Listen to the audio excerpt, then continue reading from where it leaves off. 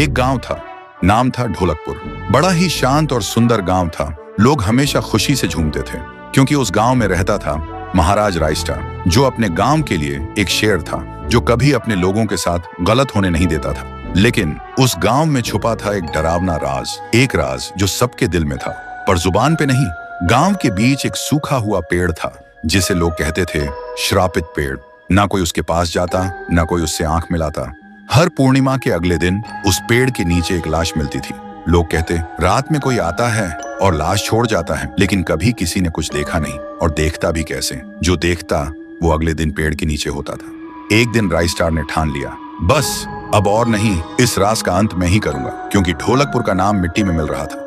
फिर एक पूर्णिमा की रात रायस्टार चुपके से जाकर पेड़ के पास बैठ गया। रात के 2 बजे एक आवाज आई, थुंग थुंग थुंग थुंग थुंग थुंग थुंग थुंग थुंग सहूर।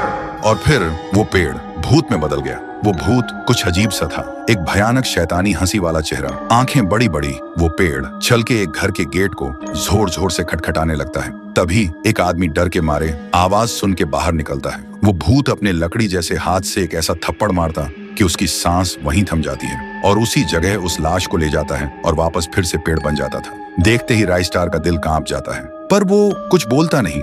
सुबह लोग भीड़ में जमा हुए और रायस्टार ने पहली बार उस पेड़ से बात करने की कोशिश की। पेड़ के अंदर से एक आवाज निकली, क्या तुम सब भूल गए मुझे? रायस्टार बोलता है, तू कौन है?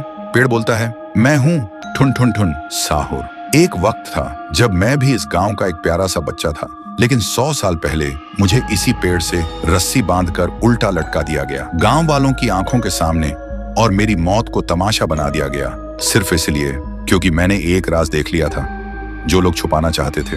और उसी पल से मेरी रूह इस पेड़ से जुड़ गई। उस दिन से मैं इंसान नहीं, एक सज्जा बन गया, और हर पूर्णिमा में एक राजदार को चुनता हूँ और फिर उसे उसकी खामोशी का हिसाब देता हूँ। रायस्टार बोलता है, लेकिन अब तो वो लोग मर चुके हैं ना जो तेरा कसूरवार थे। अब तू मासूम लोगों को क्यों मार रहा है? पेड़ कुछ देर चुप रहता है, फिर बोलता है, ठीक है, बस एक बार मुझे याद करो, एक दिया जला दो, फिर मैं कभी किसी को नहीं मारूंगा। फिर रात में सब लोग आते हैं, एक एक दिया जलाते हैं, और तभी पेड़ अपने आप से आग पकड़ लेता है, और आखिर में मुक्ति मिलती ठुन ठुन ठुन साहुर को।